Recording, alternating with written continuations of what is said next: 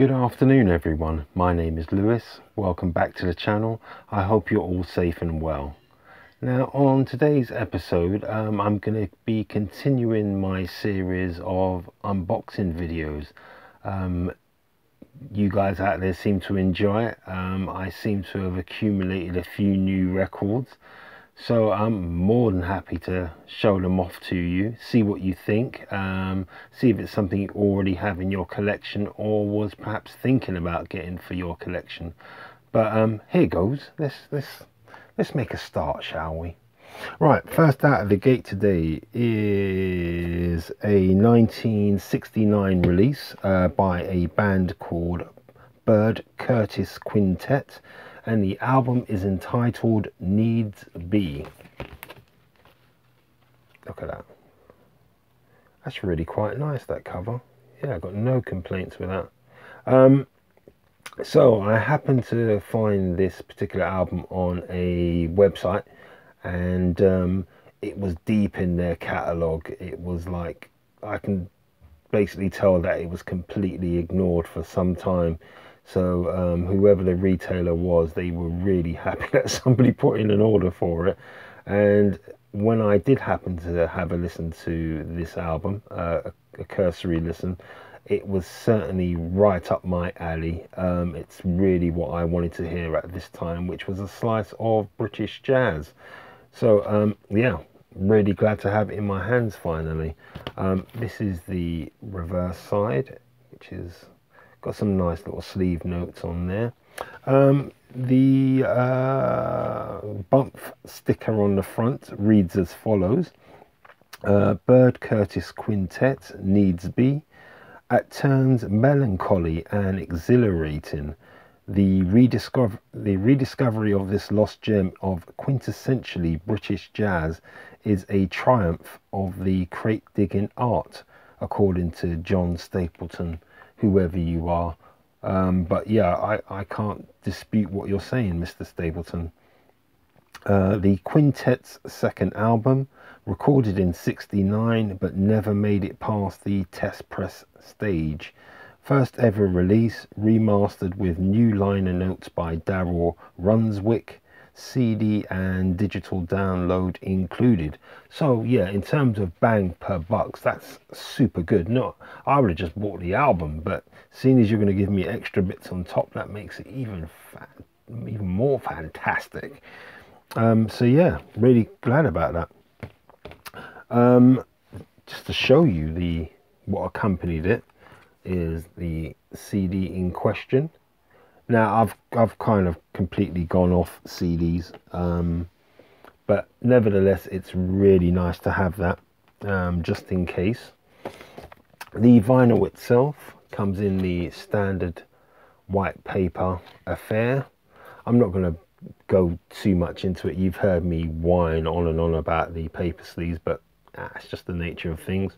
The vinyl itself, not as heavy as I ideally would have liked. The vinyl itself is pretty dirty straight out of the packet, but there you go, there's the label itself. Yeah, just a plain one, nothing wrong with that. It's the weight of it. That's what the real disappointment is. It's like, why did you do that? Why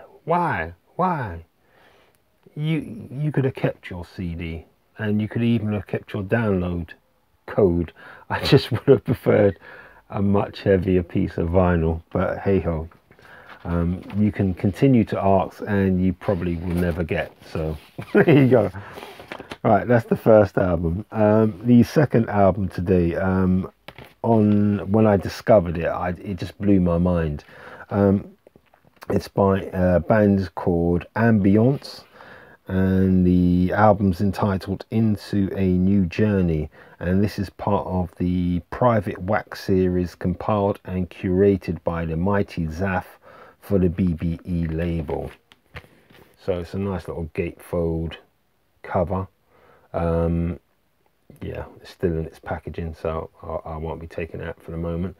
But yeah, what I heard of this album absolutely blew my socks off, and I knew I had to have it in my collection. Again, this was really the website I got it from, I had to really search deep into it, their kind of back catalogue of what they've got available. This was one which was certainly ignored, and I'm super pleased on this occasion that most people were in the new release section and hadn't gone any further, whereas I trawled through the whole lot just to see, you know, what they had available. And on hearing this, it certainly was something that I thought to myself, you should have that, you know, you deserve it, get yourself something for Christmas. So yeah, super pleased to have this. What I've heard of it, really nice sound, so maybe at some stage I will be reviewing this particular album, because yeah, I think it's worthy of further consideration. The vinyl which accompanied it, standard paper affair. Let's take the, oh, that's so light. It's too light. Why is it so light? Yeah, I'm not pleased with that at all. Okay, the one saving grace is it's a 45 RPM, but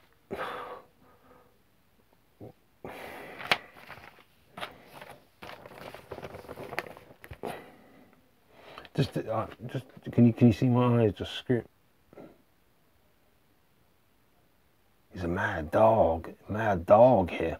Yeah, I'm not pleased about the weight of that album at all. I'm trying to get over it. I'm trying to talk my way out of it, but yeah, my frustrations are building up. Lovely sound to it, what I've heard of the album, but yes, the vinyl itself.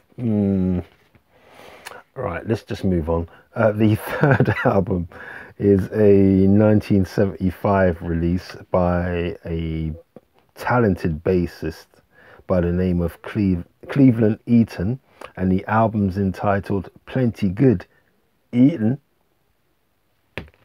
I love a pun when it comes to album titles. Yes, beautiful cover with the Mr. Eaton at work here. It's just because it's got the shiny plastic cover on it, that's why it's reflecting so badly, but the actual finish of the album cover is more matte, and yeah, the kind of, if you stand like maybe a couple of feet away from it, it's a beautiful image. So it's definitely one of the best album covers I've got in my collection. Yeah, super pleased to have it. What I've heard of this album, it certainly floated my boat. It was a mixture of straight funk, a bit of fusion, and the odd jazz track on there. But yeah, I really liked this one. Really liked it. So yeah, again, I'm really glad to have got hold of this one. If you knew about this and you didn't tell me about it, shame on you. If you are seeing it for the first time, give me full credit, because this one I think most people should have in their collection. It's nice. The vinyl which accompanied it, again, standard paper insert. The vinyl itself, okay, that's absolutely filthy. I don't know why.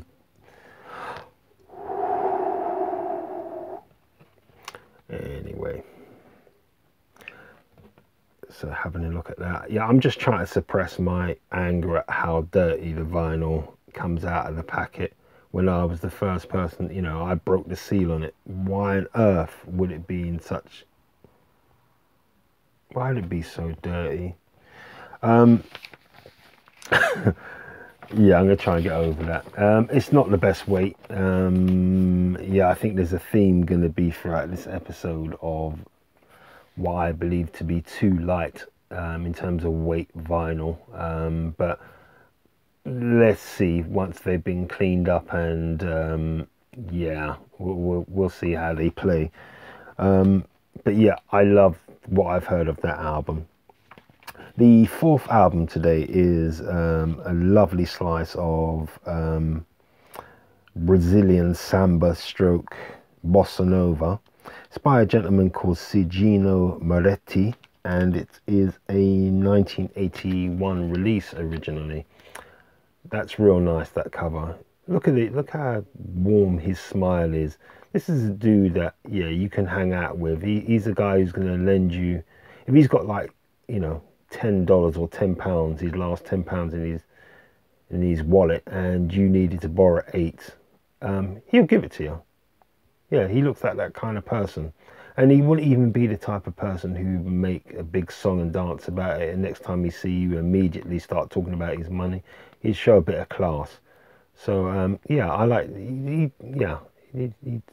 his features yeah, suggest to me that he's a warm personality. But certainly besides that, the album itself, what I've heard of it, yeah, it's classic bossa nova, male Brazilian vocals, something that will definitely fit into my collection.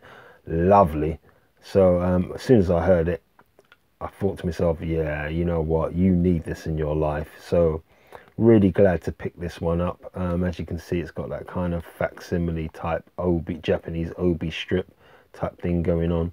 So yeah, I know I'm in for an absolute treat with this one. So if you are inclined like I am towards the bossa nova Brazilian sound, check this one out, see what you think of it. Try and get your hands on it. The vinyl itself came in, fortunately, an upgrade of the paper sleeve with the plastic inner sleeve inside, so that's real nice. And it's got a bit more weight to it, so yeah, I'm happier now. Instead of just, I'm like this now. Yeah.